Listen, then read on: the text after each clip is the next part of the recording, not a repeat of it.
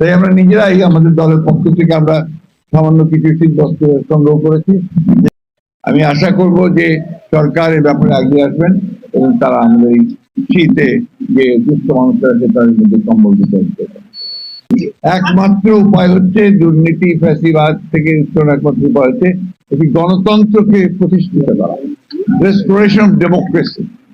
জনগণের যে শাসন, সেই শাসনকে স্থাপিত করতে হবে। অর্থাৎ জনগণের যে পার্লামেন্ট, জনগণের যে নির্বাচিত যে পার্লামেন্ট, সেই পার্লামেন্ট দিয়ে দেশ পরিচালনা করতে হবে, সেই সরকার দিয়ে দেশ পরিচালনা করতে হবে। That is the only out. অন্য কোনো উপায় আছে বলে আমার জানা নেই।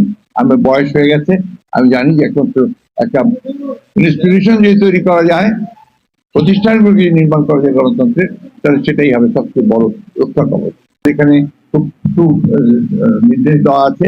আমাদের চেয়ারম্যান সাহেব বলেছেন যে আমরা এই মুহূর্তে যারা সন্ত্রাসী, যারা গণহত্যার সঙ্গে জড়িত হয়েছিল, যারা হত্যা করেছে, দুর্নীতির সঙ্গে জড়িত, তাদের কাউকে বিএনপিতে নেওয়া হবে না।